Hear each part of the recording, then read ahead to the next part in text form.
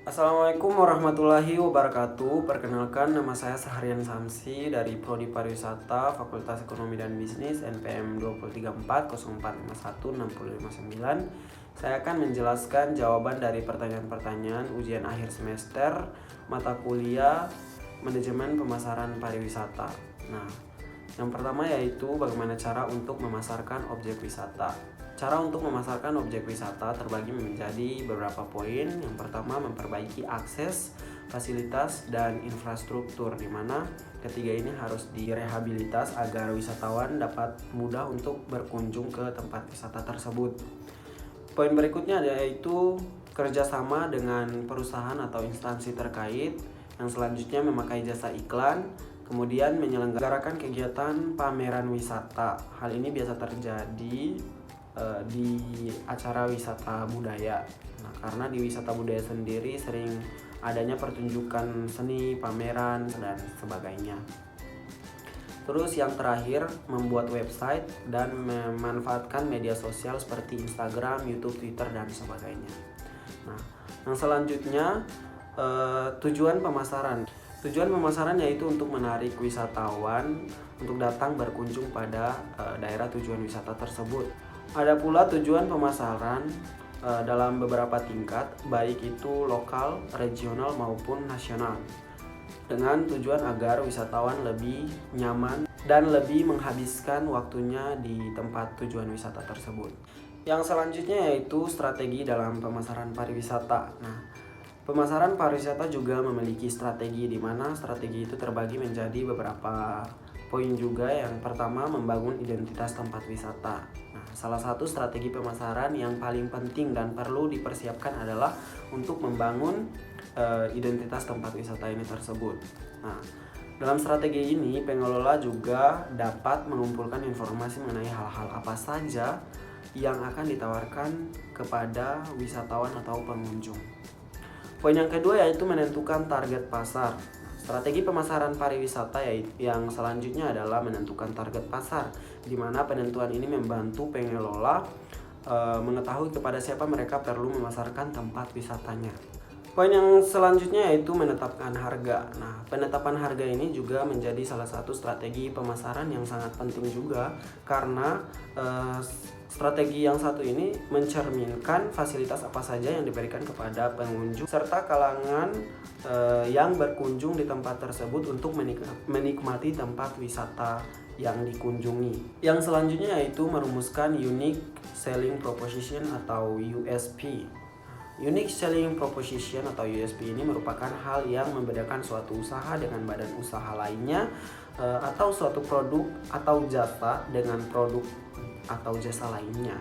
Nah, poin yang terakhir yaitu melakukan pemasaran, di mana pemasaran merupakan salah satu hal yang paling terpenting dalam strategi pemasaran pariwisata ini. Hal ini karena dengan adanya proses pemasaran yang tepat dengan target pasar yang jelas untuk tempat wisata yang akan ramai dikunjungi oleh wisatawan, baik itu wisatawan lokal ataupun mancanegara.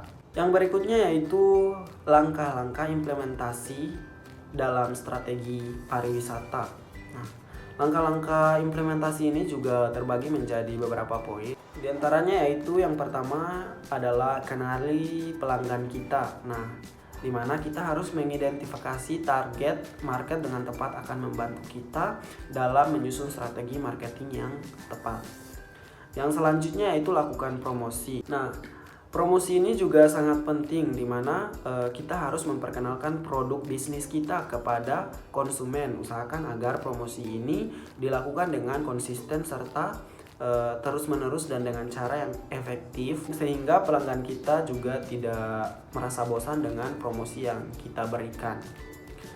Poin berikutnya yaitu pilih lokasi yang strategis. Lokasi juga salah satu langkah yang paling penting dalam mengimplementasi strategi pariwisata, karena hal ini menjadi faktor dalam strategi pemasaran juga. Nah, coba kita perhatikan outlet ataupun toko-toko roti atau Holland Bakery. Nah, itu selalu berada di lokasi yang sangat strategis. Poin berikutnya yaitu gunakan internet marketing. Nah, kita harus menggunakan internet marketing ini karena internet marketing tersebut menjadi strategi yang sangat efektif juga, di mana kita harus mengetahui selera pelanggan dan juga tentunya kita harus mengetahui kebutuhan dengan menetapkan bisnis pada platform di media sosial. Poin yang selanjutnya yaitu menjalin hubungan dengan pelanggan. Nah, di mana kita harus menjaga hubungan kita dengan pelanggan kita, karena hal ini akan menjadi strategi yang sangat penting, karena dengan cara tersebut pelanggan tidak menjadi cepat bosan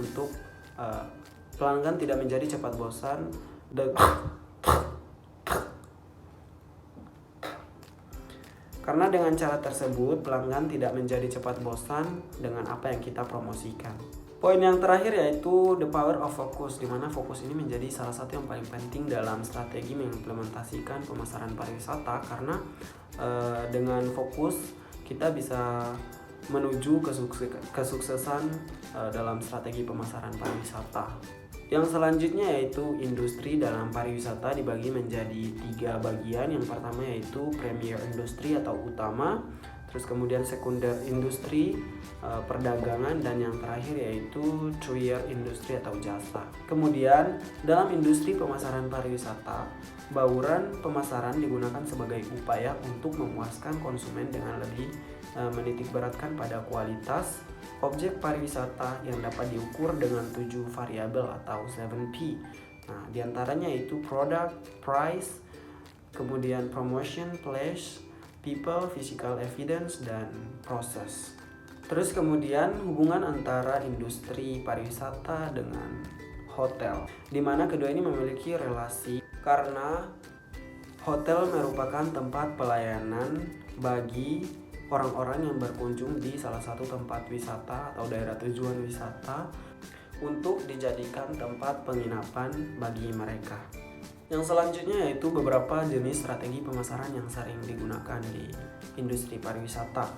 Nah, yang pertama yaitu iklan berbayar. Iklan berbayar ini merupakan penyedia ruang iklan agar bisa menampilkan produknya di ruang tersebut. Kemudian pemasaran media sosial. Ada banyak orang aktif menggunakan media sosial seperti Instagram, Twitter, YouTube, dan sebagainya untuk memasarkan promosi dan penjualan mereka. Terus kemudian media sosial juga mudah digunakan, irit biaya, dan bisa membayar banyak target, sehingga strategi ini dapat diterapkan oleh berbagai perusahaan. Yang terakhir yaitu net media atau public relation. Di mana net media atau public relation ini merupakan publikasi yang bisa didapatkan dengan berbagai cara yang cenderung mudah seperti testimoni, media sosial, pembicaraan dari mulut ke mulut, atau bisa disebut word of mouth, membicarakan produk melalui televisi atau radio, dan sebagainya.